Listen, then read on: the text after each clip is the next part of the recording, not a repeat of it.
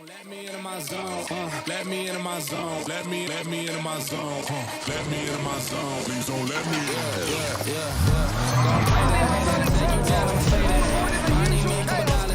Telling you now this payback. So I tell you that. Ask him now what's AJ. I've been going to the top and I got what they not, so I know that they hate that. But I'm on that. All these lanes in the zone now. And all these lanes gonna tell you what I did and they twist and they worse till I fall out. But I know that, so I keep what I'm doing cause I own that. And I stay in the lab and I kill everything, but I don't ever move from my Kodak. So finally back in my home. I'm working like so much, that's why I had me a call. Dance for my phone now, just leave it there in that phone. Ballin' can't beat me up cause I'm back in my zone now. Having a great strap and almost banging wheels. Cause I'm back in my zone now. Don't get greedy now, mate. Let's get settled down. Hello and welcome to round one of the ATK Pro Series, brought to you by Kyalami 9 Hour, MSA, and of course Assetto Corsa. Today we start the season in sunny South Africa, Kyalami Raceway here on Assetto Corsa, and today's race schedule looks like this, with the AMs starting at 1 o'clock. After that, the Pro-Ams, and then straight into the Pro race. Of course, these guys have been divided into 3 categories so far. And yesterday, so they're qualifying to see which category they fell into. Now, once they've gone into their categories, they then go into a full-on qualifying session, which is about to start. But first, we're going to have some practice so that these guys can get dialed in. And then we're going to jump straight into qualifying for the AM series. Now, don't be fooled by the word amateur or AM, because these guys are certainly far from that. Some of them didn't make the qualifying yesterday, and some of them might have been off the pace a little bit, but I do think we're going to have some fantastic racing today in the AM category. Moving on to the Pro-Am category after that, this is going to be the guys that just didn't make it into the Pro category, but I do see some names in there to look out for. And after that will be the main event of the day, which starts at 5 o'clock, and that is where the really fast guys get to go head-to-head. A couple of quick names to mention there, of course, Zahir Essa and Bashir Jadwat, in my mind, are 2 of the top guys to be watching in that race later on. As we now look at the track and Kyalami Raceway, what a circuit that is. What a circuit that is. And I've got a couple of people here joining me today that are no strangers to this kind of racing. Of course, I'm joined by Marius Roberts, Tasman Pepper, and Jonathan Bentz, our sim racer. Let's start at the top. Marius Roberts, welcome. Hello, how's it going? Very good, thanks. So we're ready to see some racing action today. But I'm doing because we finally are going racing. I mean, Yes. It's like this is all new for me. I think it's new for a lot of pro drivers that have gone the simulator racing route. So Yes. I'm looking forward to learning from the guys that have been doing this for a long time, the real sim racers. I think what a cool series as well, that at the end of the year, we will know who South Africa's best sim racer is. And I'll tell you, just looking at the graphics with Assetto Corsa and having a chat to the guys in terms of how realistic the cars are, this is the real deal. I think anybody walking past the stream will think they are actually watching a Supersport broadcast. It's pretty amazing. Exactly. Speaking of sim racers, we've got Jonathan Bentz here, who's been racing sims for many years and competed in a couple of championships himself. I'm surprised to not see you on the grid there, Jonathan. But you're here to help us today. Oh, I'm itching to drive, man, but I've got to be helping behind the scenes, keep the hamster wheel turning. Yeah, I'm sure. Commentate, Jonathan. Well, Jonathan's going to be giving us some technical insight into these cars, because there are some similarities and there are some differences, and those differences and similarities Jonathan's going to be giving us. And speaking of races, the real deal, Tasman Pepper, how are you doing today, man? Hi guys, nice to be a part of all of this, and looking forward to some good racing. Awesome. It's going to be an epic season. What's that, Marius? Happy Mother's Day, Tasman. Oh, thanks. Yes, to all the mothers out there. Even if you're not a mother, happy Mother's Day to you too. Thank you. My graceful there in accepting that Mother's Day wish. My name is Ernest Page, and I'll be joining you guys for the rest of the season as we start the first race of the season. And we are at Kyalami. Tasman, you got a lot of experience with this track. What are your thoughts on what the guys can expect today? I mean, I've done this, driven this track, obviously in real life quite a few times. I've done many laps around it, actually, the old, the new. So it's a really fun track to drive, very technical and quite fast. So I think I'm not so good on sim racing, but obviously learning and trying to do the best that I can when I get to drive it. course. So yeah, I think it's going to make for good racing, close racing, and we'll see what the guys have to offer. Marius, you've traveled the world. You've been to various tracks all over the world. What are your thoughts on us starting the round here in South Africa at a virtual version of Kyalami, but Kyalami nonetheless? So I think what's been amazing is that this version built for Assetto Corsa is spot on. So just chatting to guys that have actually played it on this platform, rave about how realistic it is. Obviously, certain things like elevation changes you won't feel to the same extent as if you're on the real car. But it's an SA Pro series, so we've got to start at Kyalami. We're also wrapping up at Kyalami when we team up with the actual Kyalami 9-hour race. But it's a fantastic track. I mean, I love the facilities. I'm still a fan of the old layout. This long straight, for me, great in the GT3 cars, like we're about to find out today. But I think we lost a couple of really good corners. But like Tasman said, it is fast, it is flowing. And when we chatted with the international drivers end of last year when they came down for the Kyalami 9-hour, they raved about it because there are a couple of sections that remind them a bit of Bathurst, even the Neutschleife. If you think once through Clubhouse, very narrow, concrete walls, no runoff. It's a technical, challenging course that rewards. Well, we're moving on to the standings now. Thanks for that, Marius. The driver's standings, of course, at the moment, nothing to show just yet because this is the first race of the season. But that just means that there's all to play for these guys at the moment. And that's what they're going to be doing now. You were mentioning early on about the 9-hour, Marius. That race turned out to be a sprint race pretty much for the entire time. Do you think the same thing's going to be happening here, even with the longer 50-minute race later on? Look, I mean, what ends up happening now, because it is a 50-minute race, you're probably looking with the lap times that the pros are doing, you're probably going to look at like 25-lap race. So it is going to be a flat-out sprint race. But what has been amazing is that GT3 racing and endurance racing in particular has turned into a sprint race. Whether you're going for 24 hours at Spa, there is no margin for error, and you can't have one bad session because you'll make it up in the next. You're just never going to. I think that's what's made it so exciting, and I love the fact that these are vehicles that people can immediately identify with. That's what we wanted. Growing up as kids, we had our favorite cars up on our wall, and these are poster cars. If you're in the Porsche or you're in the Audi R8s or the Honda NSX, they're amazing cars that people can really get behind and support. So I'm interested to see who the drivers have chosen, what car, because that's their car for the season. And that's critical. Some cars are going to be good at Kyalami and maybe not so good at round 2 and 3 down the season. So it's going to be interesting to see what gets up on the grid. That choice is absolutely critical because, as you say, they're going to have to keep that car for the rest of the season.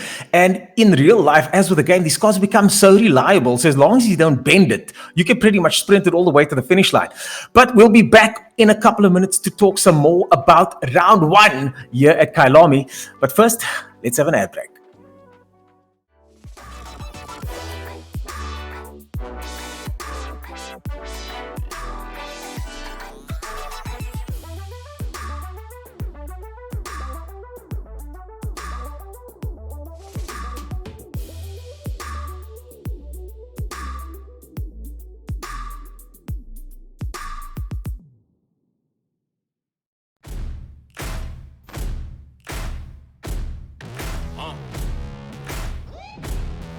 Yeah. Siege. Riley. Taz. Yeah. Set me free and give me death, there ain't no other choices. When I lay down and go to sleep, I keep on hearing voices. Little whispers in my head, man, is you fake or loyal? Find no water, that's the sign of baby, pick your poison. These little demons living underneath my bed, creeping. Know the real monster lives above them all, sleeping. That subtle breathing in your closet every single evening. Thought you never see me again, looks can be deceiving. When they hear the sound of the drum, they'll be saying, oh Lord, here they come. Yeah, here we come. We take play seriously. That's why ATK chooses Omen by HP and Windows 10. Here we come. So, straight into qualifying we go. And the drivers have 20 minutes. They're wasting no time getting out there. We saw in the practice earlier in the week, the guys were waiting in the pit lane, but this time they're getting straight into it. And the first couple of cars are out now, qualifying 20 minutes of qualifying. First couple of cars are out on the track, and as the Lamborghini makes its way out, oh, look at how beautiful that Lamborghini looks. And it does look, Tasman, like a few guys have chosen a bunch of different cars. I don't see the same car in the pit lane there. It's an Audi, it's a Porsche, Lamborghini, and looks like a BMW over there as well. So a nice mix of cars in the pit lane so far. Yeah, I was just about to say the same thing. Looks like there's a nice variation going. Obviously, everyone's got their own selected preferred choice. Yes. But it will be nice to see how the different cars react to the different tracks. So it's nice that everyone has chosen different manufacturers. And with Kyalami being the first round, as we said, this is going to lay the template for the rest of the season. But it doesn't mean that whoever wins here, if they've got the best car for this circuit, it doesn't mean that they have the best car going into the second round. Jonathan, you were mentioning that these cars are very evenly matched, but they do suit different circuits depending on which car you jump in and out of. Yeah, absolutely. As per how SRO do their GT3 championships internationally in real life, they BOP or balance of performance the cars per racetrack to try and balance the field as best as possible, because I'm sure it's impossible that these cars are perfectly balanced at every single racetrack. And QNOS have done exactly the same thing in this game, where you'll find the Porsche is particularly good at Kyalami, and a lot of guys have chosen the Porsche probably based on that fact.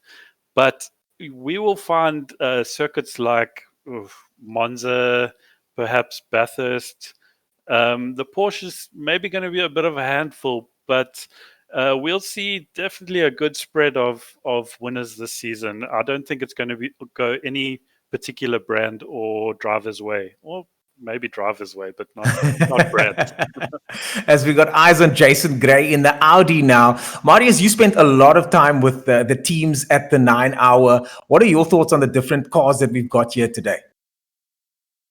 It's so cool. Just listening to what Jonathan was saying now. I mean, this is what makes sim racing is trying to get to the point where it is literally the real deal. And I think it's got to that level now. And chatting to Jonathan about the development that goes into each of the cars, the characteristics are pretty spot on. So when you chat to the pro drivers that have now jumped across into sim racing, they're going to go with the cars that they know, because is what it feels like in terms of the real racing. So I think it's incredible how far technology and development has come on games like this, that it can be that realistic. Knowing last year what was happening, I haven't seen if anyone's gone into a Bentley, but the Bentley ran with incredible pace with Jordan and Jules and the guys, and they were obviously surprised with the end result. But the car was very, very light on tires and was super, super fast. They weren't running much aero. Obviously running with turbos is what the guys are also looking at versus the natural aspirated. They thought they would have a bigger advantage in the turbo versus the naturally aspirated Audis. So interesting. The Porsche ended up dominating that race. And like Jonathan said, it's going to be the car that's the default setting car for here. And chatting earlier in the week, Silverstone's pretty similar to Kyalami too. So you might find the guys who could While you were saying the Porsches are quick, Smith just went into pole with a 140. Oh, somebody spun out on the first corner there. We've got two cars spun out on the first corner. Some evasive action being needed there. And they exit to the pit lane. That looked like Jason Gray that spun out over there. And that was almost contact there. They have got full damage set. So if there was a collision there, that would have been a problem, surely, Jonathan. Yeah, absolutely. They do have damage sets. So I suspect that they will feel their cars out now, see if it's worth continuing. But with 15 minutes left, I think they're going to get back to the pit. Yeah, they got lots of. We're going to look at that replay now. Let's have a look at what happened there on that first corner. Into the corner goes the Lexus. Lexus goes on the grass, cuts across the grass. Oh, gets hit by the Audi over there. That's the number 31 Audi. And both of them a bit worse for wear after that incident. But there's still plenty of time, still 15 minutes left as Colin Hasty makes his way around in the Porsche over there. And the G-Max... Hampson was looking for parking there. The poor Audi racing line and got T-boned. We've seen a lot of those incidents at the circuit for real. You know, it's a Taz, interesting. Yeah, I mean the conditions are perfect. We know you can do a couple of runs at quali, so we expect it to get really busy towards the end. But I suppose this is what you want to do: set a lap, get a feel for the conditions, the temperature, because you definitely want to play with tire pressures here. So it's important to get a couple of banker laps in early. Yeah, this is qualifying. This is the type of qualifying I prefer to do because I'm not really a one-lap wonder. So, Oh, somebody's in the wall. Somebody's in the wall. We got a Ferrari in the wall there. Pandemonium here in the AM race. Sorry about that, Tasman, but no worries, there's a it's couple of fine. incidents You're here. But catching. luckily, I think these guys, if you're going to make a mistake, now is the time to do so. 2 cars off just after Liu Kop over there on the way down the mine shaft. And this is where you want to make the mistake if you're going to make the mistake, because it's not going to count too heavily against you. You were mentioning earlier on... Goodness, Tasman would probably say no, because in the real world, you wouldn't want to crash in quality. Not at all. It looks like the mechanics work a lot faster in a set of quarter. So, yeah, they do work a lot faster. Now, a car that we haven't seen much of over the last couple of days as the guys prep for this is this Lexus over here. beautiful. It's a stunning looking car. But is it quick though? That's the question. Yeah, this was a funny thing, Jonathan, when you and I were chatting the other night, just for me to get my head around all of this. And obviously, guys are going to go to the cars that in the racing they see doing the best. So us as racing commentary team would look at it and go, well, we know which cars are the quick ones. But in the game, it's not really that case, because the way the development has been done is that you set the car up and get the best out of the car. So it's not following which manufacturer has got the biggest budget in the real world, and that's why his car's doing so well in the races, you know? Yeah, I think they're trying their hardest to get the cars as equal as possible, so that there isn't that tendency to choose a specific manufacturer. You don't want brand bias, you know. You want everyone to be able to get in cars and have a good Absolutely. go. And I think the manufacturers as well, when they sign licenses for racing games and they license their identity and all that, they have a lot riding on this as well. That you know, the game can't incorrectly show weaknesses in the car, or perhaps give other cars performance advantages. So they have to try and manage the brands as well as the competition. Exactly. George, Audi runs wide there on the way to the final corner, then into the pit lane he goes. There's another think about that, and then makes his way one more time. Goodness, that is such a tricky corner. I mean, you want to nail that apex spot on. They've got a big sausage curb there as well, so you don't want to hit. Can't touch it. You can't. No, what he did now, and you've got no margin for error. It says run off there. It's so narrow, fake grass on the outside. You put a wheel on that, and there's problems. Well, approaching it, you can't see the corner, so you don't know where your turning point is. And if you turn in that little bit too early and you hit that sausage curve, you're going to get the sausage you're going to either spin or run off, or something's going to happen. And it's a really tricky corner to get right. But that's the thing about Kyalami, though. Some of these corners are so unsighted. I mean, just coming up towards the top of the hill there by Liu Kop, you have to aim for the tree. The first time somebody told me, I was like, what does that mean, aim for the tree? And then when you get there, you realize the course, it doesn't line you up straight. You've actually just got to make your own line, and then the car ends up in a position to come out the corner properly. Tasman, what is your experience with that? Yeah, there's a lot of blind rises. I mean, you're coming up the mine shaft, and like you said, you can't really follow the curves of the track, because you got to kind of straight line it. Because as you get to the top, the braking zone actually changes. Yes, and just like we've got eyes on the Mercedes now. This is the corner you were talking about, Marius.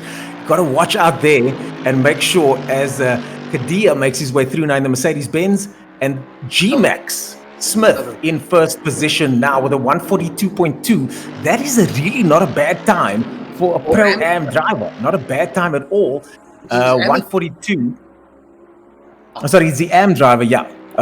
Not a bad time for an AM driver at all. Amazing. So I just going back to top of Liu Kop, I just can't wait for somebody to chop that tree down, because the drivers will not know. You wouldn't know where to go. I was thinking the same thing. If they cut that tree down, we got problems. But Taz, what you were talking about, how they've changed, I mean, what we used to call the bowl, now it's called the crocodiles. I mean, by actually changing that the approach into the mine shaft and going deeper in, has really changed that little kink. Because before you could always see it. You'd come out of the bowl, crocodiles, and you could see the corner. Now you've got that blind approach, and it's actually turned it into a very technical corner. I love it. It's probably one of my favorites now. With 10 minutes of qualifying done, the positions are shuffling and changing now, guys. We've got Bruno over here that's in the Mercedes-Benz doing a 141.4, and McCall in the Porsche just behind him, 0.2 of a second down with George Smith now 7/10 of a second down. So the qualifying starting to get a little bit exciting now. The guys are shuffling, and we've heard, Jonathan, you mentioned the other day, as far as pace goes, this Mercedes has got a lot of pace around the circuit.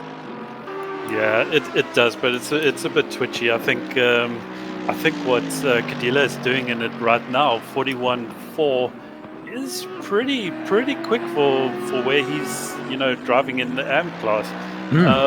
Even the 41.6 of McCall there in the preferred inverted commas Porsche, but Kadila doing a fantastic job in the Merca, and it's a bit of a handful of a car around this track. Yeah. You mentioned a handful of a car, the front engine Mercedes going up against mostly rear engine, mid engine sort of setup cars. So, but you did say that pace wise, the Merc is very fast in a straight line. Yeah, it is. If the game and the organizers don't limit the top speed of that Merc, it's probably right up there with the Bentley. Wow. Yeah, it's really quick. But you raise a good point there, Ernest. I mean, I think, just looking at the shape of the car, the engine sitting in the front, you understand why you literally are sitting over the rear axle. And that's what always makes them quite twitchy cars to drive, where he's like, your R rates, you're pretty much sitting with a 50-50 perfect split. So guys sitting and playing with setup there to get that car right is what's going to be really important. I suppose, Jonathan, that's what's difficult here for people that maybe are new to sim racing. It's quite hard to get the setup right, because the pro-ams and the pros, I mean, they've literally, like in the real world, have teams helping them get that car set up just right for each circuit. Yeah, absolutely. I tell you where Kunos does a great job versus other games is that when you go into the setup menu, they give you a selection of pre-made setups for the car. So you can either choose an aggressive setup for, if you really feel confident with the car and trying to really push lap times. So you can choose an aggressive setup, or you can choose a safe setup, something that maybe if you're battling with the car, but you could take the safe setup to help you, just be a bit more stable. Maybe you even want to race that in a race, as well as even a wet setup, because of course rain in this game. But so with regard to the setups that the guys are using here, are they going to use their own setups, or do they? I mean, I'm sure these guys are good enough to be able to use their own setups, or do they lean on the setups in game? They will definitely start with the setups in game, but leading up to each race, these guys have done hours and hours and hours around these tracks to the point that they're ready to, just throw the track in the bin and leave it. Yeah. But they putting in hours and hours and hours, and especially the team drivers that work together and they're practicing together on their own servers. And there's certain teams that even have engineers that they employ to work their setups. You know, and there's also a bit of a market going on now for purchasing setups. He's just got a Lamborghini off running wide there. Not quite sure if he's got any damage though, but there does seem to be quite a few incidents in this AM class, which I'm not so sure we're going to see as many incidents in the as we go up in the Pro Am and Pro class. The gap between first and 11th place at the moment, 6.1 seconds. That's a big gap. That's a huge gap in any sort of racing. That is a very, very big gap, and I think that in the Pro Am and Pro class, we may actually see more incidents than in this Am class, simply because the drivers are closer together, pushing the margins. Yeah, and they smell blood, they smell positions. Watch that first lap is going to be hairy. Well, we've got 5 minutes of qualifying left as McCall in, as we said, the Porsche so far fastest by 3.5 tenths of a second. That's a big gap there. In third place now is George Smith with one second down in the second Porsche. Mercedes sandwiched between those two Porsches. Next up in fourth place, we've got an Audi, 1.8 seconds down, and Hampson in the Lexus top 5. So Lexus in the mix there in the top 5. Wasn't expecting to see the Porsche goes wide. Porsche gets it very sideways there, and Lou, that was lucky to save it from the wall there. That looked like there was about to be a wall incident. Ernest, that's obviously coming through the S's, and if your approach is wrong, I mean, that second part of the S's, you want to be flat out committed, and you got it into proper slide. But if he serves me right, Junior, who set the fastest time now, I think he's young. He's like 12 years old or something. Sure. Unbelievable. Junior McCall, 12 years old, still at Klerksdorp Primary. So Junior McCall, 12 years old. Can you believe it? Not really. He's at home at the moment. Homeschooled at the moment. He's doing I think race. he's loving lockdown, this kid. Oh yeah, I was just saying the kids must be loving lockdown because this is a long holiday, for goodness sakes. It's what it is. For the rest of us that have to work our way through this tough time, the kids are at home just enjoying some homeschooling. And Junior McCall, no different, getting some solid times in there. 141 as he completes another lap. 141.1 with 4 minutes left of qualifying now. It looks like Junior might have this in the bag. That's if the Merc and Porsche of Smith have anything to say about it. Jason Gray in 4th position there now. And the Audi still 1.5 seconds behind with nobody really threatening Junior at the moment. And I understand Junior is someone that might actually be up higher in the next race. Jonathan, what are your thoughts on that? Will he be in the Pro-Am or Pro class in the coming weeks? That's all going to depend on how well he does in our grading. All these drivers yesterday had to go through qualifying to sort them into their Pro-Am and Am classes. And a few drivers here are possibly out of position. But next week they have every chance to get up into the Pro category. Yes, of course. And then points will get awarded for the top drivers across all of those categories. Jonathan, can you run us through those point system as well, please? Yes, absolutely. The top, I should double check my facts here, but I think it is the top 40 drivers across all categories. So the top 40 drivers will score points. Yep. So you are not guaranteed points in Pro-Am, and you won't score points in Am.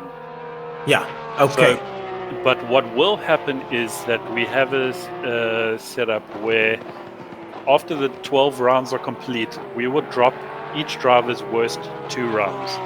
Okay. This is to protect drivers if they have hardware failure, their wheels disconnecting or some issue like their computer And crashing. these things happen. These things happen. Absolutely, it happens all the time. So we are protecting the drivers in that regard. And then, by having qualifying grading every week for every race, it means that if you're in Am this week, because of an incident in the previous race, you're not going to be necessarily stuck in that position for the entire season. As the Audi runs wide there, these guys are going to... Oh, Audi goes off. He's going to park it and head back to the pit lane. He's running out of time, so he would never have made it back around. So a lot of strategy coming into that now. It was quite interesting watching Junior when he made that mistake. He went back into slowing down, warming the tires up again. Jonathan, that's obviously critical because these cars are responding like normal race cars. So you need to get the tires warm, you need to get the brakes up to temperature. So a lot of interesting strategy now with a minute and 10 to go. Yeah, the chances of you hitting your top, your fastest lap time, with one warm-up lap is quite minimal. You need to probably put 2 or 3 laps in, and the drivers also have to get their eyes in, seeing the track conditions and all that. And so yeah, it's not a one-hit wonder on these laps. Yeah, we've got eyes on Colin Hastie now. Colin Hastie, a race car driver in the real world as well, currently running in 8th position. He's done some laps for real around Kyalami too, but there's no one for Junior McCall now, the 12-year-old, 0.3 of a second ahead with just 30 seconds to go. I think he's got it in the bag. I'm not sure if anybody's going to be able to get within striking distance of Junior McCall. I'd love to see who else is on the track at this time, so we can actually... They're out there. They're not in the pits, 2nd and 3rd place guys. So interesting to see what sort of lap that they are on because it's not much. 0.3 is nothing. It's so easy to knock that time off.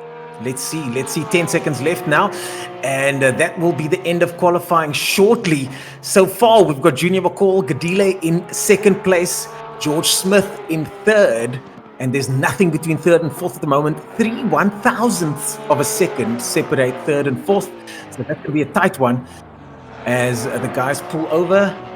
And they've still got 1 minute 50 seconds left to finish their laps as the Lexus comes and parks. Wesley Hampson Lexus parks over there. He's in 5th position. Jay Murphy there in the number 34 Audi, looks like it. In 9th, he's going to try and finish his lap. Let's see if he can get further up in the standings. He's coming across the line, the number 30 Audi. This will be his last lap. He's 4.5 seconds down at the moment in 9th position. Can he go a little bit further up? He's going to want to change that. Stays 9th. And yeah, he's still in 9th position there. So the order hasn't changed much. They've got still 1 minute left. He's not going to be able to finish another lap, looks like it. And we now wait for the session to finish. Yeah, he pulls off. Colin Hasty now in the Porsche, also looking to go a little bit faster. Can he make it to the finish line before the time is up? I think he might just. In 8th position is Colin Hasty. He's going to try and get a little bit quicker. 3.9 seconds down at the moment. It's a long circuit, but 3.9 seconds is still a long time around here, isn't it? But I think that's also what you'll see, because like we said, it is the amateurs. You know, some of the guys could be stepping up to pro at the next round, or pro-am at least. So you're going to see a huge disparity in that. You're not going to see that when we move to pro-am. I'm sure Colin Hasty now makes his way across. Colin Hasty's in 8th position. And we're done with the first session. And now we're going to add brakes. We'll see you guys shortly.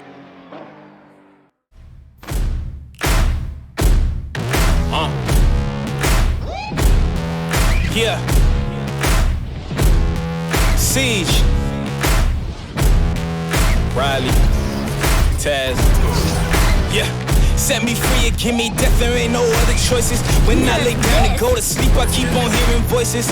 Little whispers in my head, man, is you fake or loyal? Rhino water, death designer, baby, pick your poison. These little demons living underneath my bed, creeping. Know the real monster lives above them all, sleeping. That subtle breathing in your closet every single evening. Thought you never see me again, looks can be deceiving. When they hear the sound of the drum, they'll be saying, oh Lord, here they come. Yeah, here we come. We take play seriously. That's why ATK chooses Omen by HP and Windows 10. Here we come.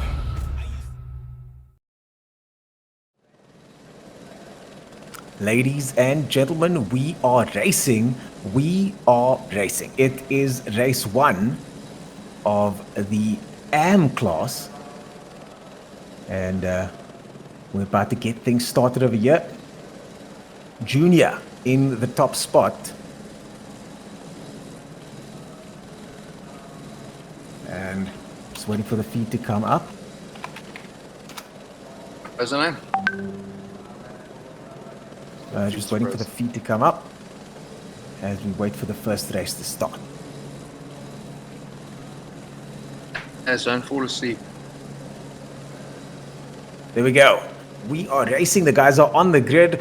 Jonathan, we've got a warm-up lap ahead of us and 50 minutes of racing in the AM category as Junior McCall leads 10 other drivers around what is South Africa's premier circuit, Kyalami Raceway. So they've got one warm-up lap, if I'm not mistaken, Jonathan. Yes, they're going to do a warm-up lap now. Drivers are going to try their best to get some temperature into their tires and brakes. It's at the speeds that they have to do, it's going to be very difficult. Yeah. Well, they're going to have to get some heat into that, into those brakes. We now join Junior McCall in front, side to side, looking at that Race Logic time over there.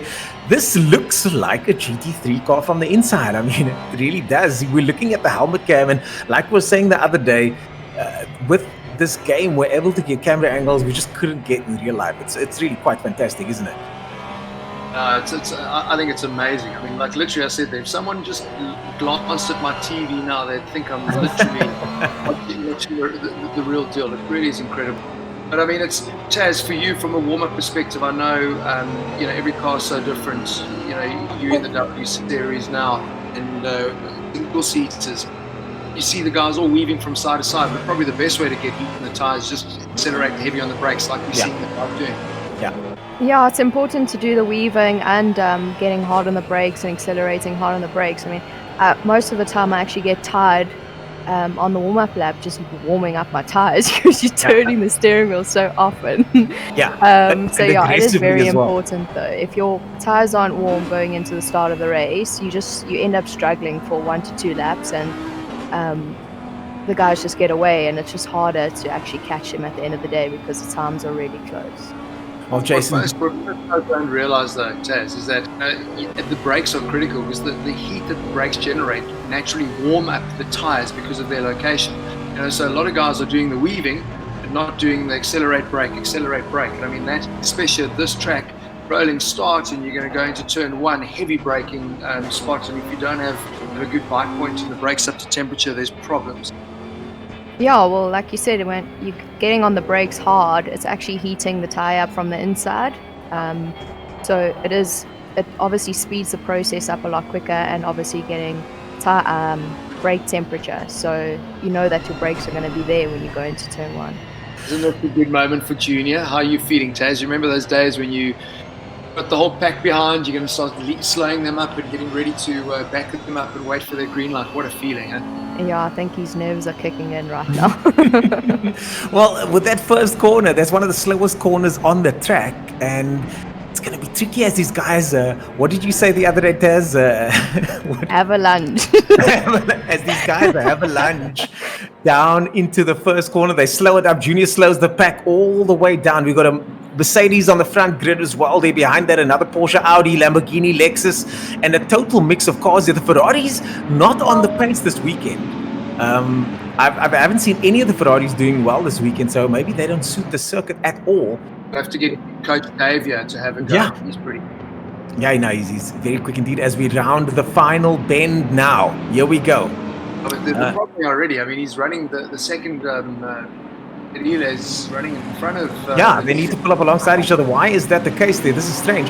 Oh, the Mercedes-Benz hits the line and goes. That's not good.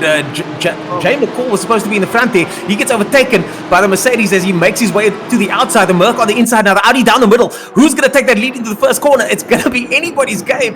The Porsche gets pushed wide and almost into fourth position. Now he's currently in third. Rounds very wide. Then the Mercedes in the lead there, and the stewards are going to look at that. Jonathan is going to have a look at that because that Merc. Oh, it's one of the Porsches jumps over the curbs there, and that's George Smith there, G-Max, who was leading qualifying early on. The Mercedes now in the lead, Gadela in the lead, and Jonathan, what's going to happen now? He crossed the line first, and surely he shouldn't have. Okay, the drivers have a indication on their screen as to how far they can be. They have a green box. Okay. They have to stay within that green box. Now, what Kadile did was he sat at the front of his green box, whereas Justin Junior. Yeah, Junior. He probably sat in the middle to the back, and then that green box disappears, and then you don't have the chance to get back there. Oh, so that is a problem. Off the line, yes. That's a massive problem, as they head down the mine shaft. Junior now chasing the guys, and Gray in second place with his eye on Kadile in the Mercedes-Benz. And as we said, the Mercedes has got the pace, and this is that corner you have to watch. Look at that lineup that they've got to take there and make sure that they get that apex just right, and then the exit just right without touching the curbs there. Now into the second to last corner before the main straight, and we're chasing down Kadile in the he hits the bumps there. These guys are pushing hard on the first lap. Yeah, no, listen, good racing. I mean, it's 15 minutes, but that is going to be a sprint race in GT3 cars like this, which is really cool. Jonathan, I'm glad you explained that, because I suppose that is always going to remain the challenge with sim racing versus the real world. Is that that scenario would never happen in the real world. That would immediately be visiting the stewards and get a drive-through penalty for that. But I mean, the guy can't always see that. And I know we've had the other problems where the left lane could be going fast in the right lane, and then you end up being disqualified there as well. So I suppose there's no perfect solution here. Putting those boxes in place is probably the best the developers can do. That's right.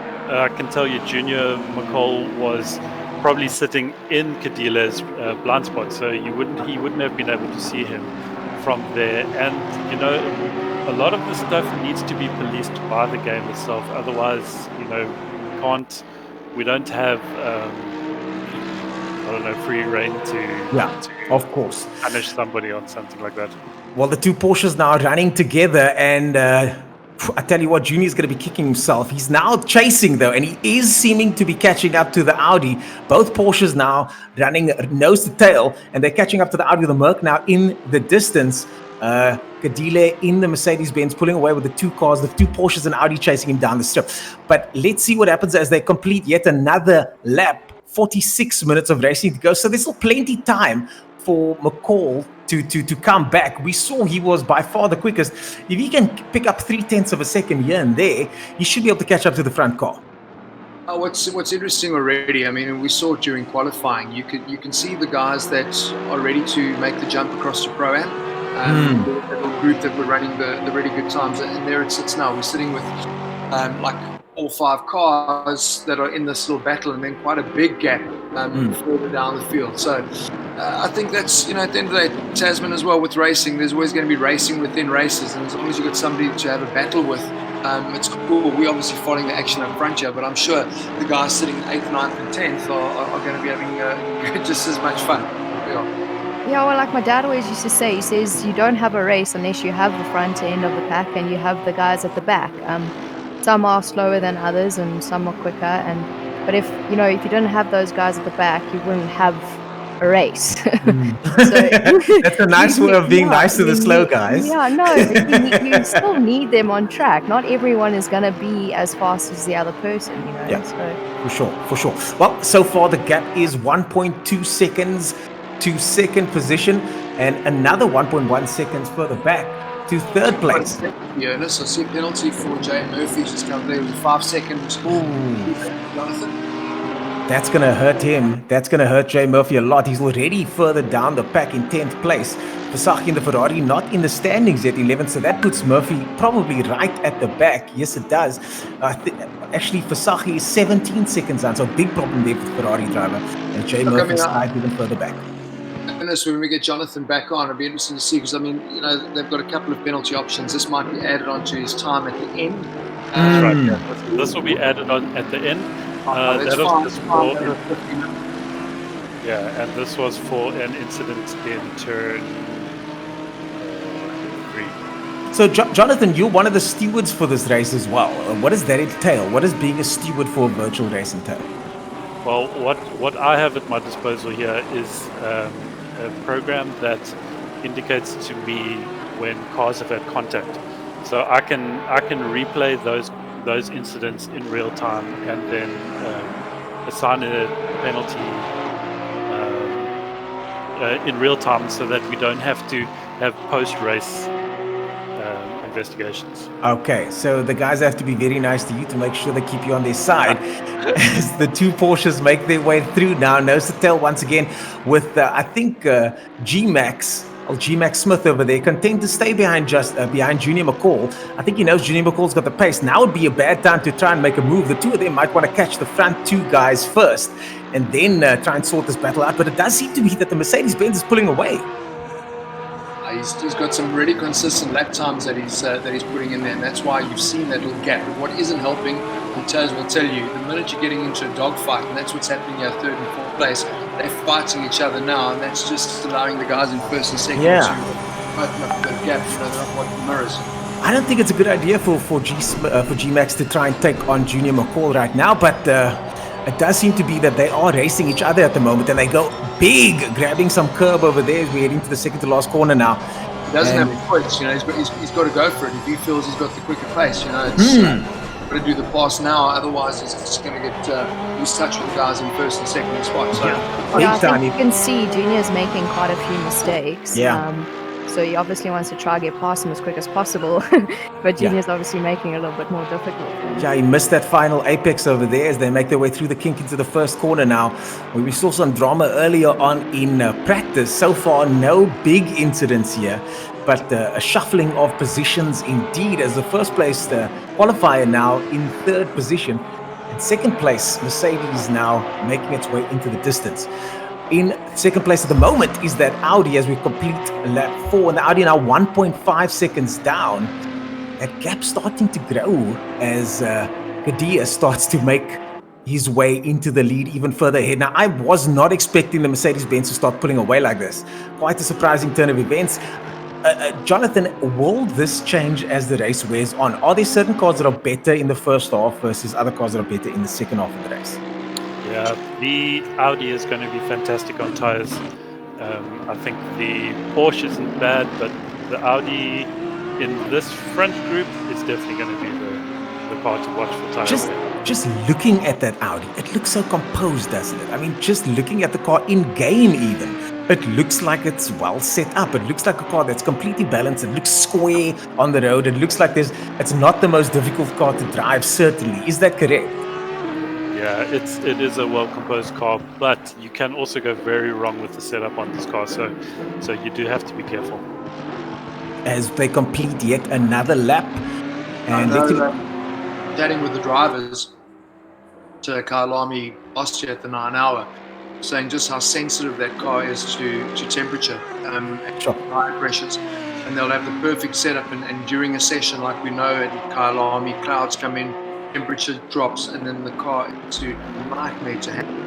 That's what makes it so tricky. And I love the fact that these sort of characteristics have been brought through onto this gaming platform. Like I said, of course, I think It's just insane. I remember a couple of years ago when the simulator started introducing weather changes and track changes and things like that. It seemed impossible, but now it's almost normal for these games to have these kind of conditions because that's just, as you say, that's the way the technology is going now.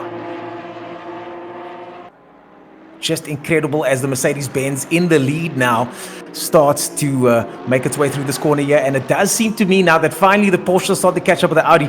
Big pressure being put on these guys, but none of them seem to be cracking as we get eyes on the Lexus over there. None of these guys seem to be making big mistakes now. They are keeping to their pace. The gaps seem to be consistent. Even the Porsches that are running, as we said, nose to tail, as they make their way now down the mineshaft are no big mistakes are being made. A little bit of an apex miss here and there, but nothing terminal. Yeah, they seem to be keeping it very controlled throughout this race, especially since the tires are actually falling off a little bit, but their times aren't like... I was looking at their times from lap to lap. They seem to be only falling off 0.2 a lap, so it seems... Not bad, eh? Yeah, on a long circuit like this, I mean, there's a lot of places to make lots of mistakes over here. Let's see if he grabs this apex this time. He hasn't caught that apex once this race. Is that maybe that's his line through there? I don't know, because that's the second time he's missed it now. Maybe that... But he also is getting a good run down the straight, so perhaps it is. You never Maybe know. it is, yeah. Maybe he's figured something out there, finding a little bit extra grip as the Porsche now behind him does seem to be coming a little bit closer to that first corner, getting a bit of a look there.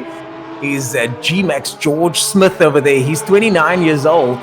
Sim racing commentator himself. He loves drifting. Not much sideways action there. He actually understeers through that corner and touches the grass. That's the opposite of drifting at the moment is George. As Junior McCall gets a mirror full of Porsche behind him. They're not teammates though. They just happen to be driving the same car. Junior runs a little bit wide there, making that Porsche very wide so far. But I think he's doing a pretty good job, actually. Yeah. He isn't really falling under pressure, is he? No, not at all. I mean, and he's 12 years old. Can you believe that? Understeer big time there for the Porsche. I'm wondering, Jonathan, is that just what we're seeing, or is the car actually pushing over there? It is pushing. The guys will tune understeer into the car so that the Porsche doesn't rotate too much with the weight so far back in the car. 100%. That's spot on. That's how you want that car to be running, actually. That's why they look so composed. And I was enjoying about watching this racing too is that the guys have realized that it's a long race. They're not going for any stupid maneuvers they don't need to, which is unusual, because normally racing drivers are ready. Lights go up and it's chaos. But this is actually really impressive to watch, considering it's so-called amateurs in sim racing. And even the pros lose it. As we saw Lando Norris and the guys go a bit crazy in their simulator races in the last couple of weeks. There's been a lot of abuse online as a result of that. Yes. Our South Africans are heavily involved. Your brother Taz is racing actually today in round 2 of their series. But I mean, Kelvin and Sheldon have been really doing some great things, mixing it up with Lando and wow. Verstappen. I don't know if anybody knows who he is, but he's pretty handy in a. Didn't his dad used to race a little bit as well?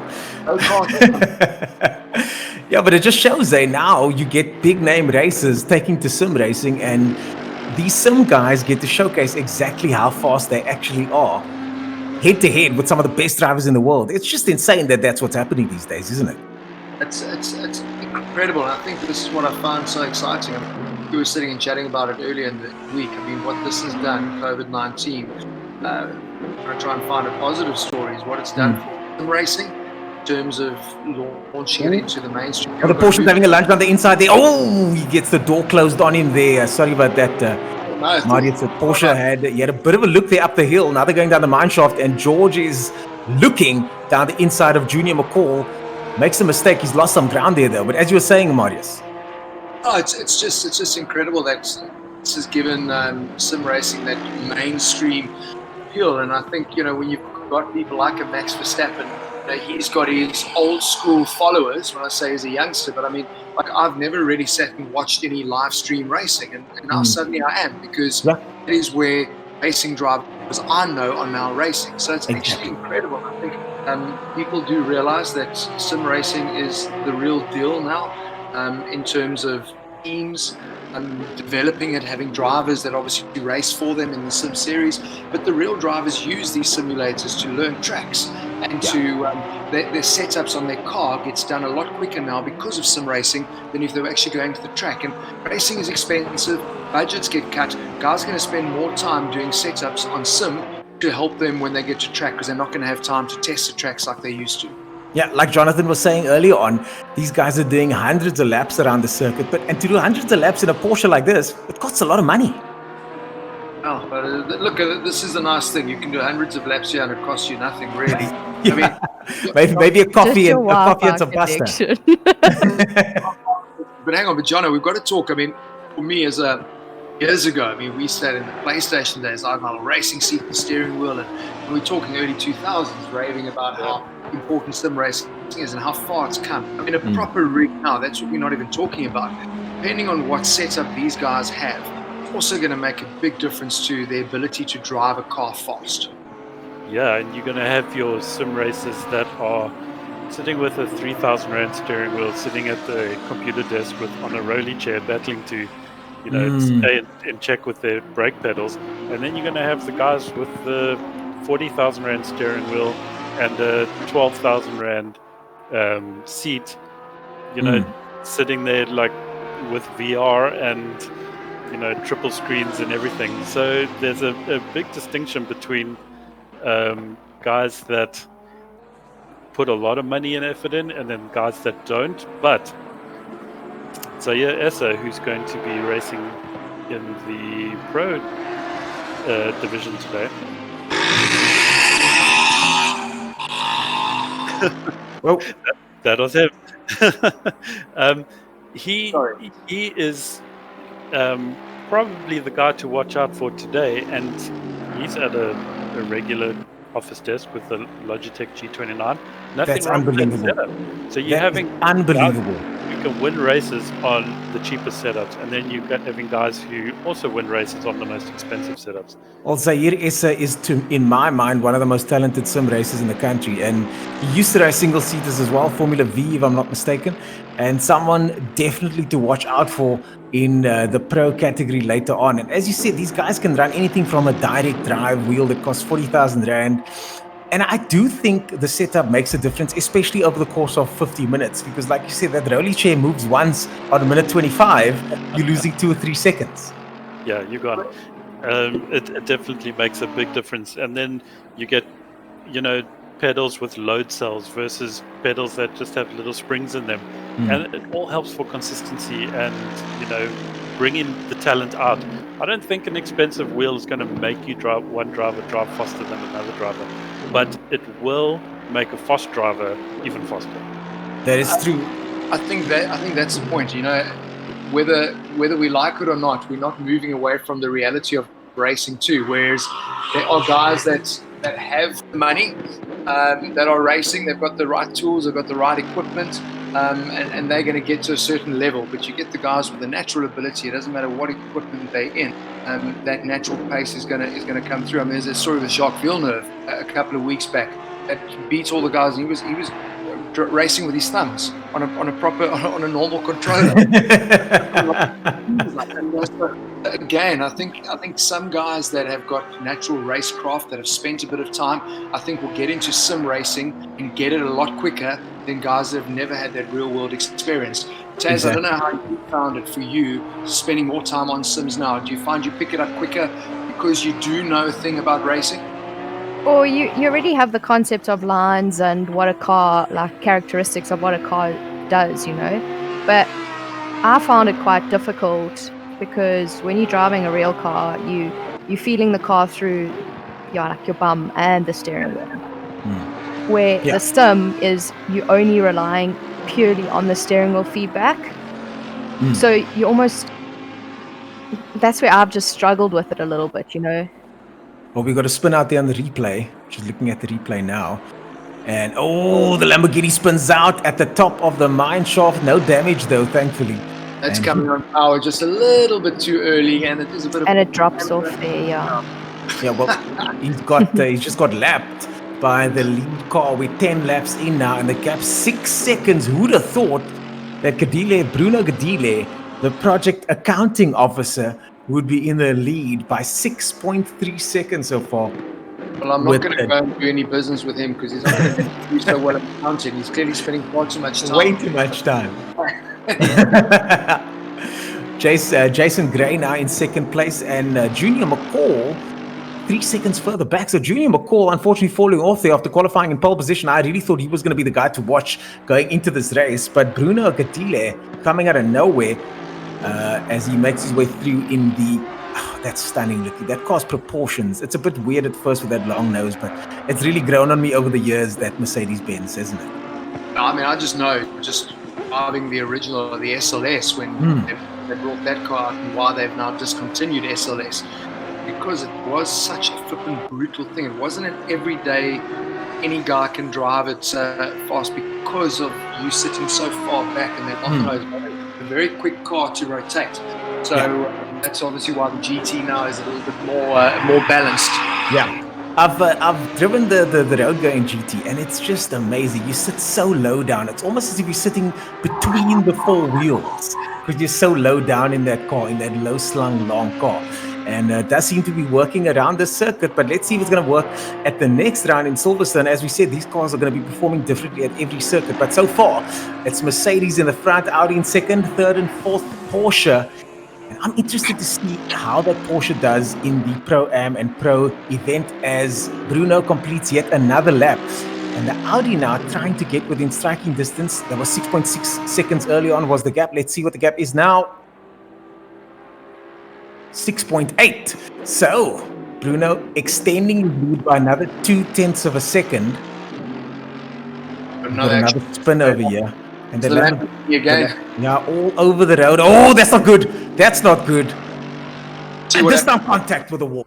Contact with the wall. He clipped that sausage curb, and it literally launches. If you're going to hit it, you've got to hit it perfectly, but you don't really want to in these cars. That is difficult. So. And Jonathan, you were saying these cars are set up on the bump stop. So hitting that, it's going to get you airborne. Yeah, you're going to you need to hit, as Mario said, you need to hit it either full on so that you get all four wheels off the ground, or if you clip it lightly, you just need to actually just back off the steering wheel, don't counter steer, otherwise you're going to end up turning around. Well, Junior McCall had to take evasive action there around the left. And luckily, he wasn't taken out of that third position that he's currently in. He's running a little bit wide. Now he's starting to push harder as the max speed Porsche makes its way through now. And he's still in third position, 5.3 seconds down the road. Jason. It's actually interesting. You know, last year I was on a couple of the track walks with the drivers, and you know, you ask them, what do you look for on a track walk, and it's things like they can play the game on the sim and they can get a feel for it, but it's little things. It's so interesting. You know, they look at the paint and they look at that surface. They say, well, if it's wet, is it the paint that allows me to I can touch the curbs, or do I need to stay away from them if it's wet? They're looking for the undulation changes, and they kind of know the brake markers, but they're looking for things that will always give them that field of reference. And what they loved at this track was the undulations. No one expects that. The guys were huffing at the racing drivers, because it is a flipping massive climb up to the top of Leeuwkop and down the mine shaft. But they were looking for things like that. Those sausage curbs, you've got to stay away. And what they end up saying, let's just be consistent and rather leave it instead of trying to hit that crisp line every time, because you touch it and there's a problem. Jason Murphy, big damage there in the Audi on his way into the pit lane, the number 30 car. And I think there might have been contact between him and the Lamborghini. Earlier, the Lamborghini goes off again. Into the wall goes the Lambo. It's a wheelie chair he's sitting on, clearly. Oh, yeah, clearly. Both cars in the pits for repairs now. That's going to cost them because you get eyes on Wesley Hampson in the Lexus, the number 23 Lexus. Correct. That 31 Audi was in second place. It's called in the damage, not? No, that was Jason. Jason Gray was in second place. That was. There was a number 31 that pulled into the pits. That Audi was What's number that 31? Oh, that was 31. That was Jason Gray, and you're right. You are right. I don't see he's qualifying. Oh, he's still 8 seconds down by the classification. I think that was the other Audi of Murphy. I'm not too sure. We're gonna have to wait and see now. We can get eyes on Jason Gray. I've got eyes on Murphy now, and his car is destroyed. And when he went into the pit now, he just repaired suspension and brake damage. He didn't repair his body. So when you see him on screen again, you'll see his And there's Jason Gray now, the number 31. Yeah, he's in the green 31 Audi. 142.7, his best lap, 8.3 seconds down the road. And the gap just getting bigger and bigger as we complete 14 laps now in the amateur class here at the ATK Pro Series, brought to you by the 9 Hours at Kyalami. And of course, MSA. Worked car, that's good. Yeah, that aero on that Audi is he's getting a little bit of extra downforce there, maybe. Maybe a little bit of extra downforce. Why not? Ventilation for the driver. Yeah, it's inside cooling actually. I'm expecting that bonnet to fly off any second now. Why not fix the bodywork? Oh, see, it's a time thing, correct? Yeah, it's a time thing. So when you go into the pits, you have the option to replace tires, add fuel, even change brakes if you want, and then you got options for what you repair on the car, and everything has a time penalty to it. Oh, and he's going back into the pits now. He's obviously feeling that the car might still not be right. He's 2 laps very drivable, to be fair.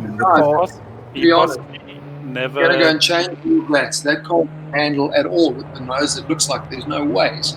So for me, it's take the extra time, do the pit stop once, and get the car fixed properly, and then off you go. But you've got to drive. 100%. He just hit the pit wall there on the entrance into the pit lane. So the car is obviously not performing as it should. As a car that is performing as it should, though, is the only Mercedes on the grid at the moment, and that Mercedes is in the lead.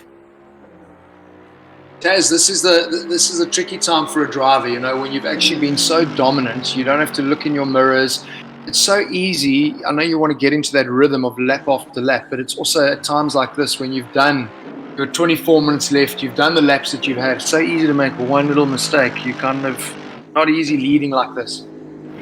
I think he's in a nice, comfortable position now. So he doesn't have to push 100% every lap. So he can kind of break that little bit earlier, get on the power a little bit better on the exit of the corners, not take any risks, because he has opened the gap to the second place guy. So he kind of can control it from here. I'm looking at the times over here, and to second and third place, even though he's 0.7 of a second off his best time, he's still faster than both other guys at the moment. So he's on a solid pace over here, and nobody's catching him. So there's absolutely no pressure on him at the moment to go any faster. He's not looking in his rearview mirror to a chasing junior. Nobody's catching him at the moment. So if he just holds it together for the next 23 minutes, he's got himself his first race win at the start of the season. But it's a tricky thing though, Taz, because I know you want to just maybe roll on the brakes and not jump on the brakes and just back off a little bit. But it's also like you're in that zone. It's very hard to take a nth off, and then you kind of lose that feel. You know what I mean? It's not easy. Yeah, it isn't easy. It's about finding the balance. So either you got to push 100% for the entire race, but then you also risk the chance of outbraking yourself or running off the track. Do you kind of have to go 8 tenths instead of 10 tenths, and just to make sure that you get to the end of the race? I mean, there's no one putting pressure on him, so there's no reason for him to have to push 100% every lap. Well, it looks like the Audi has retired. Jay Murphy has retired into the pit lane. He's currently 3 laps down. Versace 2 laps down. And Bellingham there in the Lamborghini 4 laps down. As we take a look at George Smith in the Porsche, the number 421 Porsche in 4th position, chasing down Junior, but just not able to do anything about it. The positions have pretty much stayed stagnant since the start of the race. The top 4 guys spreading out now, and I was hoping to see a tussle for 3rd place between the 2 Porsches, or at least look at the 2 of them catching up to the guys in front. But so far, as that Porsche understeers through that corner there, it's a 1, 2, 3, 4 just as they came out of the first lap. Junior ran wide coming onto the old start-finish straight there. So look how that gap's close. So while you were chatting, Ernest, that is correct. There was a really good race that happened in the beginning, and Junior seemed to be running. Oh, Junior runs very wide there, cuts across, the Porsches almost collide. Now they're side by side as, these 3rd, 4th place Porsche now up into 3rd place there. And that is Junior getting overtaken by the other Porsche there, G-Max getting up into 3rd place, and now we've got ourselves a race for 3rd place. Junior looks down the inside again. Oh, is it too late? Yes, it is. He outbrakes himself there, up into Leeuwkop, down the mine shaft now, and Junior back into 4th position. And that was almost a very bad collision there if G-Max... If you watch the replay, this is what happens. You know, you make one mistake and you lose that rhythm. So easy, the next corner you go and butcher that as well, which is exactly what coming. As he came to the top of the tabletop, you could see there was now a 12-year-old guy who's now grumpy with himself making those mistakes. He was always going to go for the late break. He was always going to go. I thought G-Max did really well not to turn in and just said, let it go. Let him go. That's the maturity you need in that position there. G-Max goes defensive now as the 12-year-old that could, as a look down the inside. He's now on the outside as G-Max Smith takes the inside line there. And that's the inside line you want to take there to go defensive. Not too tight, but look at that. Junior takes it back. Oh, this is an interesting race now. Now we've got ourselves a race. Number 421 Porsche in the front there of G-Max Smith as we go on board with Junior. This is what we wanted, because it was getting a bit and so 2 mistakes have brought some racing action for the fans, which is great.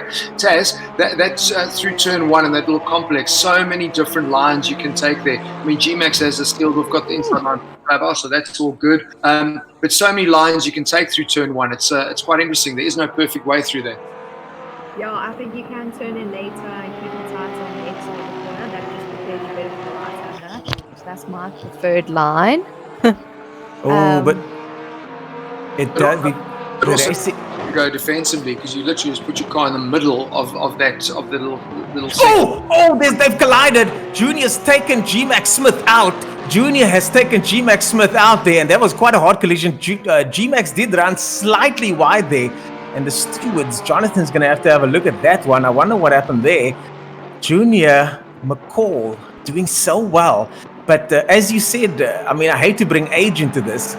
We've all made mistakes, regardless of age, but it does seem like he got a bit hot after he got overtaken there, Marius.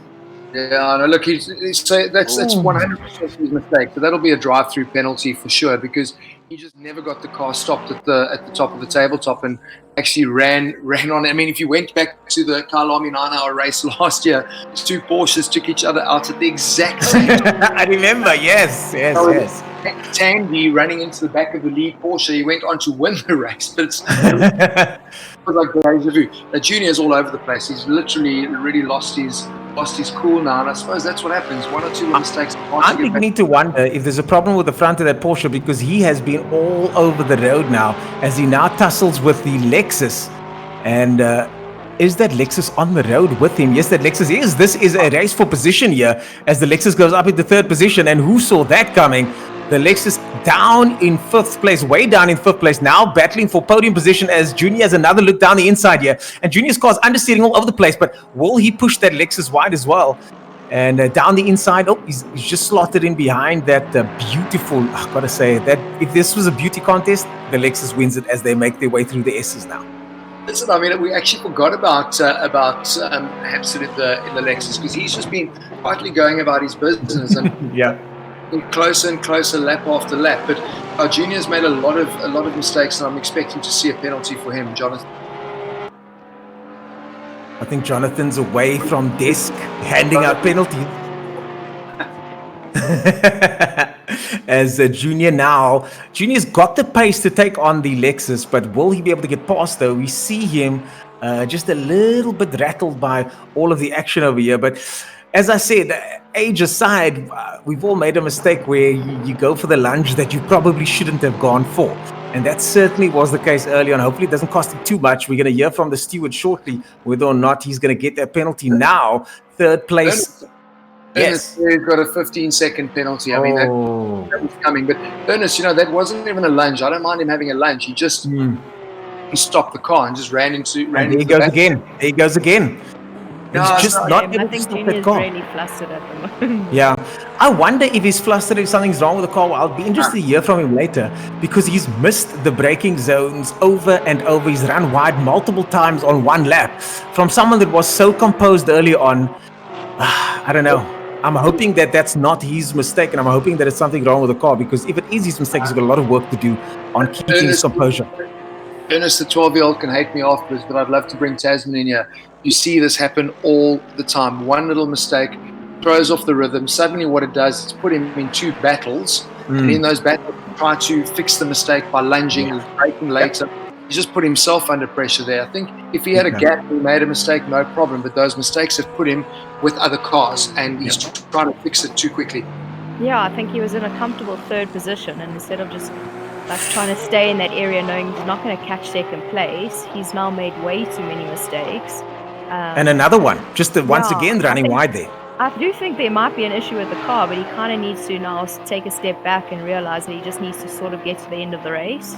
It does seem to me that the car's pushing wide on all the left-handers. I'm not sure, but every single, or a lot of the left-handers, the car's running a little bit wide. I'm not sure, as you said, I can't tell if it's him or if it's the car at this stage. But yeah, he is 12 years old. Well, he had contact. Yeah, he had contact. Yeah, there's definitely an issue turning left with this car. Remember, he had contact up at the top of the tabletop, so maybe he's knocked the wheel alignment off or something. That could be the case. I'd be interested to hear from Jonathan how sensitive the wheel alignment is as he goes into turn one, and this time very deep into turn one. The camera's cut away from him there, but that looked like he went very deep into turn one, and that would be the third time, if you're counting, that he's messed that first corner up.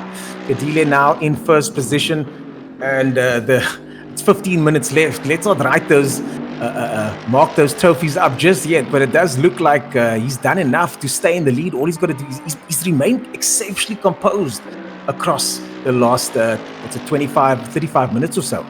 You see, G-Max Junior has actually dropped down, lost another place out of G-Max. So he's obviously gone and damaged that car with G-Max up the tabletop.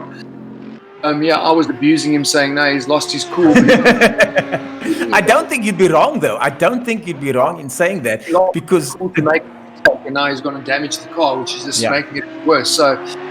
Yeah, I don't think you'd be wrong in saying that, because as Tasman said earlier on, when the car gets damaged, I always find that's one of the very difficult things to do, is drive at pace with a difficult car. And when I see pro drivers do it, I'm always so amazed that they're able to stay at a certain pace. I think it was a video of Ari Vatanen driving a Ford rally car way back when with a flat wheel, a flat tire, and still managing to be at the maximum of that car with that flat tire. All you got to do is go with our taxi drivers, and you realize that our cars aren't meant to be going straight. This is true. On the rev limiter there, third gear, up into fourth now, as we sit with Wesley Hampson in the number 23 Lexus. So smooth through the kink there, as they're now going to the first corner, hard on the brakes now for the left-hander. And the total Lexus just absolutely looking the part.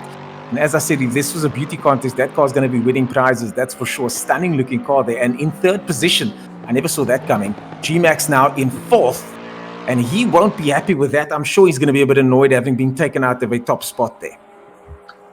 Jonathan, if you're back, quite interesting to find out if there is damage. I mean, obviously, great call on that drive-through penalty, because 100%. But he's obviously got some damage on that car, because he's just making mistake after mistake, literally at every braking point and turn-in. If we had to get a view on him now, if the director can hear us, that his car is absolutely finished now. He did send a message to say that he has no brakes. So I don't know if that was McCall has sent a message to say that he has no brakes. So that's why he was running wide into the turns. I'm not sure that is something that would have been damaged in the incident with G-Max. I don't know if there's a possibility he installed qualifying brakes instead of race brakes. which wouldn't have lasted as long. So it's a possibility. I don't want to speculate too much, but he's just entered the pits now. His car's done. Well, I'm sure we can speak to him now that he's in the pit lane. I'm sure you can speak to him and find out what's going on. His race is done. That's it. So disappointing. The 12-year-old performing so well in qualifying, and now this. And how realistic do those pits look there, Marius? I'm just looking at those pits now, just being there the other day. It looks just like the real pit lane, doesn't it? Listen, they've done an amazing job. You keep pinching yourself when you're looking at this. The real race action. It's so good, eh? Yeah, I suppose for Junior now, I mean, it's pointless repairing the car because he's not going to score any points anyway because he's outside the 40 with the Pro-Am. And so it might as well be a case of just run a few more laps. You know, you've got 11 minutes left, fix the car and go and have some fun. Yeah, as the Mercedes-Benz now comes up to the only Ferrari on the grid in last position there. Is that, yeah, he's lapping some of the back markers, gives him a bit of a flash there, the Ferrari and the NSX getting out of the way. Just not on the pace of these Ferraris. I'm interested to see how the Pro-Am guys, which cars they've chosen as the Ferrari runs wide there, gets out of the way for the very, very quick Bruno. So it was perfect. Well done. Yeah. Let's not interfere with the race here as Grilli runs a little bit wide there. But he's really running curb to curb with his car. I mean, catching some grass here and there, but for the most part, using the entire road and doing so consistently for all of the laps that we've seen so far. Ernest, you've nailed it. I don't recall seeing him put a wheel wrong, actually. It's actually beautiful to watch because he is literally where he's got to take curb, he's taking curb. Really impressive driving. Really impressive stuff, and that's what it's about. If you have a look at his times, his best time of the race is a 42.3, and he's just now done a 42.5 on this last lap. So amazing. Yeah, amazing. Staying very, very consistent. And it's so easy in sim racing to make mistakes because I find in real racing with a real car, it's easier for me to be consistent.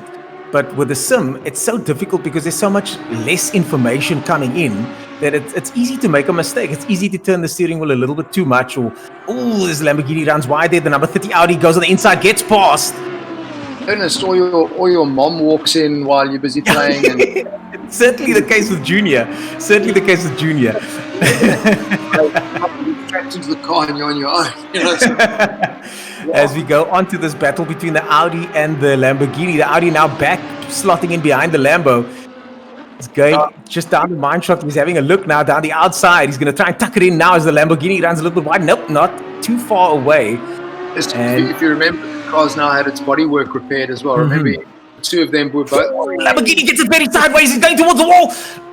Oh, just misses the wall there. And the pressure got a little bit too much there for that Lamborghini driver. That is Bellingham. I think there was Bellingham there in the Lamborghini. Yeah, spins out and Jay Murphy gets past. Also being consistent because he's actually hit that curb 2 or 3 times now. He's spun in that same place a few times. Consistently hitting the curb. Yeah, he doesn't like that corner. Get that right. It's a tricky corner, man. Such a tricky corner. But I've got to say, I've been enjoying watching the AM guys because I think we're going to see the difference between these guys, the consistency difference between these guys and the Pro-Am and the Pro guys. Because the front runners in this class, I think that's what we're going to see a lot more of in the next category. No, I think everyone probably has an ultimate lap that puts them all within. But you're right, being able to deliver that consistently. And I think we're just going to have closer racing throughout the field, whereas you're going to have a bigger disparity between the guys that are on pace and the guys that aren't in amateur. And we've seen that. But I just love seeing a guy who's down in 10th position having a battle with a guy in 11th. They feel laps. Boy, they're going to remember today, Oh, yeah. Oh, as the Audi runs wide there and spins out to the top of the hill. He's going to try and swing it back, get it first gear there. Let's get it going. And that's first place. Do not take out the race leader. That's the last thing we need right now. As Bruno Gadile, 24 laps in, number 7 Mercedes-Benz makes its way down the mine shaft into... that car is bouncing a lot. That car's bouncing all over the place now. And it was so composed early on, but unfortunately, it does seem to be that these cars do wear as the race goes on. Whether it's damage, whether it's tires, and even brakes. I didn't know that the brakes, if you've got qualifying brakes, you have a problem a couple of laps in, Jonathan. That's insane that you can have that kind of problem in this game as the Audi tries to make that corner there. I'll be interested in your... Ernest, I mean, we'll get Jonathan in here, but I mean, remember, so he had damage. He came in and repaired the car. So he fixed shock, suspension, everything else. But now, does that mean it automatically resets to the setup that he had for the race or not? Because, you know, if he hasn't had the time to go and fix that, but then also set it up again, you've got a totally different car that you're driving, which is why we're seeing this thing bouncing around. All parts are new, maybe not set up the same. I would imagine this we've got Jonathan in here. Jonathan, what are your thoughts on the setup now? The setup would stay the same, I would imagine. Yeah, the setup will stay the same. He will be sitting with fresh tires, but there is a chance that he may be sitting with a full tank of fuel. So he may be sitting with a heavy car now, which isn't very pleasant at this stage of the race. Sure. Well, with just a few laps to go, 6 minutes of racing left. Not ideal, very far down the road, but we cut to Jason Gray now in the Audi over there, the number 31 Audi, doing so well. 21 seconds down the road as he comes to lap the Ferrari, and the Lamborghini goes around the outside of the Ferrari over there. And he's just going to want to circulate now and secure that podium position. That's enough to get him into second place going into the next round. I think he'll be happy with that. It's the best he can hope for now, because that Mercedes is just absolutely destroying the competition at the moment. It'd be nice to go back to that, because, you know, things can go wrong with back markers. You just hope seeing you isn't turning in or making a silly mistake, because that's what Jason's busy dealing with at the moment. Yeah, as you said earlier, so impressed to see his Lexus running so well, and he's quietly gone about his business as Wesley Hampson in third, and also looked really, really consistent. Very consistent, and a fantastic drive from him, really, just to keep his nose clean, stay out of the way, not get into too many battles. And that's what it's about sometimes. It's not always about wheel-to-wheel racing. Sometimes you just got to keep your nose clean, especially in a wet race. Not that this is a wet race, but when there's so much action and so much argy-bargy happening in front, you just keep your nose clean and quietly sneak your way onto the podium, as he has done. Well, it's not over yet, but it looks like he might just do that.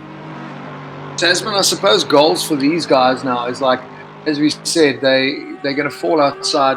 Actually, it's 40, the top 40 get points. I think there are only 39 people racing in Pro and combined. So Bile could end up getting a point, I suppose, for finishing in essentially what is 40th place then. But I suppose their target now is we've got to qualify for Pro-Am at the next round in Silverstone. Yeah, I think the more laps that they do, the more they can get accustomed with what's going on track. And then obviously go to the next round trying to qualify for the Pro-Am class. And then from there, they just keep working at it through the championship to qualify for Pro. Junior McCall back on track now. And as you said, qualifying for Pro, I think this is someone that wants to qualify higher up. And the car seems to be a bit better now. Let's see how he takes this corner. That he grabs the apex this time. Tight line there this time. So the car turning in a bit. It looks like the car's turning in a bit. Oh, the Ferrari gets very sideways at the top of the hill. And I think we've got some contact there at the top of the Ferrari. And the Audi, number 30 Audi, damaged again. He's just fixed the car and he's not. The pretend race team management is not going to be happy with him. But I think He's this not is having a good day in the office. No, not a good day. Oh, the Lexus. For Wesley, it's concern when you see a guy, you know, look at that. He's doing well, stay out of the way, don't get taken out. Oh, man, tricky. The third place can be lost by one silly mistake with a back mark. Yeah, no, this is not what we want to be doing in the last 3 minutes of a race. As we look now at Jason Murphy in last place in that Audi. Sorry, and it's just, it's quite cool what I was thinking back to when we were chatting with Taz earlier in the week. Tasman, you were saying Silverstone, very similar in terms of type of corners and type of track. Fast, flowing, not too many really low-speed corners. So your setup that you're running at Kyalami is probably going to be a pretty good base to start with for Silverstone. Yeah, I mean, that's where I would start. You're obviously going to have slight changes, tire pressures, maybe with different weather conditions. I mean, those things are easy to change and easier to manipulate on actual race day. But I would go from Kyalami into Silverstone with a very similar setup, and obviously just change it throughout the race weekend. You know, those finer details that you can. But like you said, I mean, Silverstone's very flowy. It's also got some tight hairpins, hard braking zones, very much similar to what Kyalami has to offer. Jonathan, would the game by default just, so you spoke earlier about the balance of performance, because you're thinking about, you're sitting at nearly 2 kilometers above sea level, you're going to go to Silverstone, which is basically sea level. Is that how the game will fix balance of performance? So it counters that, well, it's a turbo, so it should be doing a little bit better than a naturally aspirated car, but in the UK it's going to be different because of those ambient conditions. I would imagine that's pretty much how it's going to be. I mean, the turbo cars will have an advantage at the higher levels.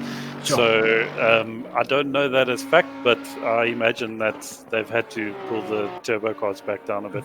That would be amazing if they did that. I mean, that is just a level of detail that it's insane. It's insane. Ernest, I mean, that's what's making the GT racing. I know the guys hate it and they don't always understand. But it's like, it's critical to ensure that cars are going to be as consistent as possible at all tracks. Otherwise, you will always know that car's going to win at that track, that car's going to win at the other track. They'd run into just great consistent racing. So I'm imagining if the Intercontinental GT Challenge guys are doing it, that Assetto Corsa would do the same. Yeah, and I'm so glad that we get to see different cars able to win. It takes us back to the old touring car days. We've got people waving flags for different manufacturers in the stands, and not just, I mean, I love one-make racing, of course, but it's nice to see a mixed field like this, and you can have someone supporting the Porsches and someone supporting the Audis, and they still can have a tight race, and no one is going to run away with it every single race.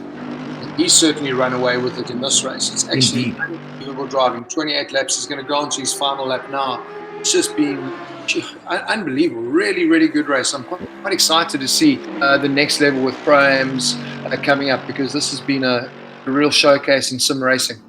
A dominant performance from Bruno Gadila so far. 29 laps completed as he makes his way into his final lap shortly. And Jason Gray in second place now in the number 31. Audi in third place. The Lexus. And I'm waiting for those sector times to come up, or at least the delta times to come up. 27 seconds down the road. 27 seconds the gap. That is massive in such a short race. And what a performance by Bruno. What a performance in the Mercedes-Benz. I suppose we could say, he should have been called for the jump start. Yeah. I don't know. We've got the steward over here, but the steward, he hasn't said anything yet, sir. No, I think that start was legit. It was fun. I was thinking he'd get. Yeah, he did. I was thinking he'd get a penalty as well. 15, but even with a 15-second penalty, he still would have been okay. He still wins by miles. He still wins by miles. But yeah, that was that. But something I wanted to touch on earlier on is that, as with any racing, there are rules. And if you can bend the rules without breaking them, that's what everybody's doing. Everybody's trying to find the gaps in the rules to get an advantage. And he was able to get away with that this time. Yeah, I think Junior tried. Ooh, makes the first mistake and almost runs wide into the wall there. Don't get on the second last corner, makes his only mistake of the race. That almost cost him. He did the right thing. He just kept the wheel neutral and let the car. Across the line goes Bruno. He almost jinxed it. That was too close. Bruno Gadila gets the first place win there. Jason Gray coming through 30 seconds or so down the road. And all of them running a little bit wide. They're picking up some dust. In second place, as that is Junior coming through in the Porsche, very quick in the Porsche. He's getting some pace again. I hope they're not going to show him on the podium. He's going to have dirty overall.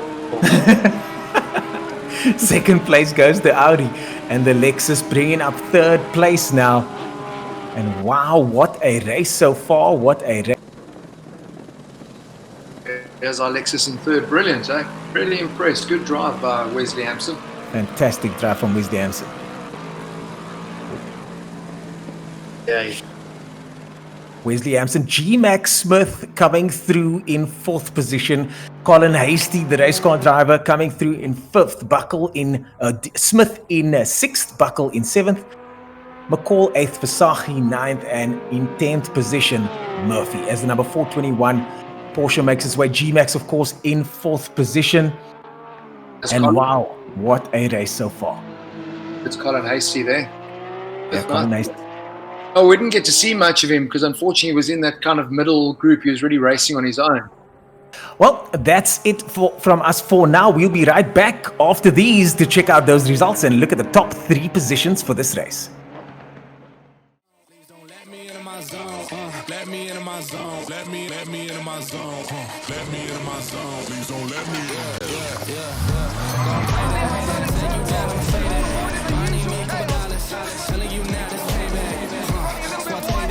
Ask him now what's saying. I've been going to the top and I got what I now, so I know that I hate that. But I'm on that. All these lanes gonna zone out. And all these lanes gonna say what I did and they twist and they work till I fall out. But I know that, so I keep what I'm doing cause I own that. And I stay in the lab and I kill everything, but I don't ever move from a code. So finally back in my home. I'm working and I saw no other. That's why I had me a call. Hands to my phone now. Just leave it there. Ballin' can't beat me up cause I'm back in my zone now. Having a great scrap and almost banging wheels. Cause I'm back in my zone now. Don't get greedy now, mate. Let's get settled down. There you go. That is what the podium looks like in 3rd place. We've got Hampson over there in the Lexus. Who saw that coming? Marius, I most certainly did not see that Lexus doing so well in 3rd position. Listen, we kind of lost sight of him because he fell off the pace a little bit early. It wasn't that breakaway 4-man battle we were watching in the first 5 or 6 laps, but he put in some consistent lap time. So Wesley, well done in 3rd. That was really, really solid. Yep, Jason in 2nd. Yeah. Jason Gray in 2nd position, and what a drive from him, holding on to the back of that Audi, but slipping further back. But really a dominant performance from Bruno Gadila in the up front there in 1st position. I wonder, I think he deserves to be bumped up a class. He's simply outclassed the guys in this category so far, even though he didn't do as well in qualifying. What a performance from the 1st place man over there. Well-deserved win from him. There was nobody there for him today. I suppose that's a tricky thing, is that maybe his out and out 1-lap pace might be just off what the Pro-Am guys are doing. But in terms of consistency, I mean, literally the only mistake he made was a second last lap. Second last corner. Oh, goodness. Really, really well driven and consistent pace, like Tasman said, with like 3 or 4 laps away from the end, he's putting in his fastest lap time. So I don't expect to find him here next week sitting in the amateurs. He's going to be a class up for sure. That's definitely a classic example of do not count those chickens before they've hatched, almost throwing it away just before the finish line there. He's going to want to look at that and make sure that doesn't happen again. Because if there was somebody else there, they might have capitalized on that mistake. But the race is done. The flag has been dropped. And Bruno Gadila gets his 1st win in the 1st race of this season of the ATK Pro Series. What I gotta say, I really enjoyed that race. I think what I find a really good race in the series is that everyone gets an opportunity, So like these amateur guys are always in it.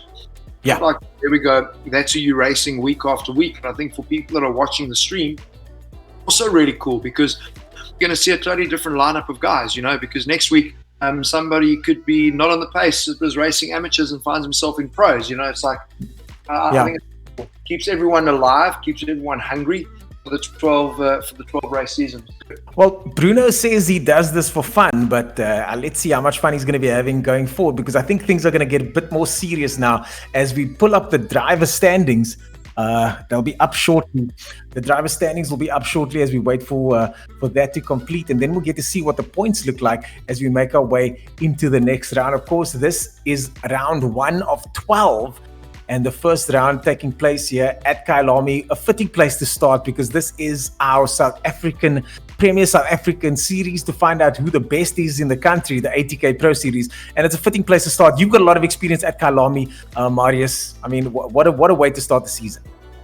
And listen, I love the track, and I think for us to start here and finish here is right. Like you said, it's a South African series. It's cool, and I think when seeing all the other circuits go to, from a driving perspective, they've got a great lineup of some of the best circuits in the world, and Kyalami is in fact one of the best the world. It's right up there. It's right, and it's so nice to see international racing officially come back to Kyalami. We'll be there at the end of the year for the final round back at Kyalami. But now let's go to those driver standings and see what that looks like. In first position, Bruno Gadile in the Mercedes-Benz with 45 points. He does score some points, in fact. Jason Gray in the Audi there in second place, with Hampson in the Lexus in third position over there. Wow. What the, this top three, if you had to ask me to call the top three at the beginning of the day, I for sure would have had Junior McCall up there, but some mistakes were made, some wheels were dropped on dirt, and some bumpers were bent. Yeah, he kind of absorbed all that pressure early on so well. Smith was all over the back of him, and then just made a mistake and found himself door to door, and a rush of blood to try and make things right. And sadly, he found himself way down there. But he's a youngster, man, 12 years old. This is amazing. Yeah. To race like this. He's got nothing but time to get better. Nothing but time. And I'm sure the homeschooling might take a backseat before round 2 to try and get a couple more laps in there. Tasman, your thoughts so far at the end of round 1? And we've got the next round, Silverstone. You've been to Silverstone. What are your thoughts on Silverstone quickly before we wrap this up? Oh, I think it's going to be an interesting. We've lost Tasman over there. Oh, how sorry, guys. There we go. You're back. Yeah, I think I'm looking forward to seeing what happens in the next round. I'm also looking forward to seeing what happens in the Pro-Am and Pro class with regards to times during the race. Oh, I'm so excited. Yeah. I'm now properly excited for the next class, and that takes us to what happens next, folks. We'll be right back with the Pro-Am and then straight into Pro after that, after the break. Please don't let me into my zone. Let me into my zone. Let me into my zone. Let me into my zone. Please don't let me in.